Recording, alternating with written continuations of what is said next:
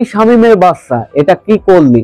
মাঠেই শামীম হোসেন পাটোয়ারির উপর রেগে আগুন লিটন কুমার দাস। ঠিক কি এমন ঘটেছিল মাঠে তখন যে লিটন কুমার দাস এমন রাগান্বিত হতে বাধ্য হয়েছিলেন? বিস্তারিত জানতে ভিডিওটি না টেনে সম্পূর্ণ দেখার অনুরোধ রইল। ইনিংসের ৬তম ওভারের চতুর্থ বলের ঘটনা। তখনও দুর্দান্ত ব্যাটিং করে চলেছিলেন সেই কুশাল ম্যান্ডিস।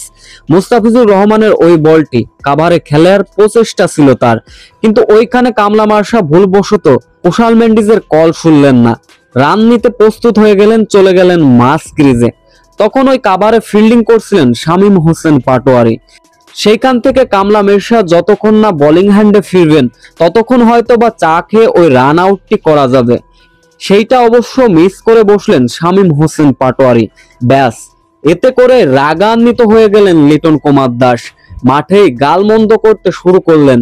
মাঠে এক পর্যায়ে শোনা যায়, এই শামীমের বাচ্চা, তুই এটা কি করলি?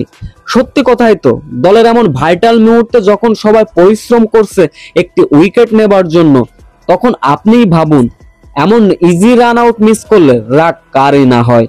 এরপরও অবশ্য দুর্দান্ত খেলা কুশাল মেন্ডিসকে সাজঘরে পাঠিয়েছিলেন শেখ মেহেদী।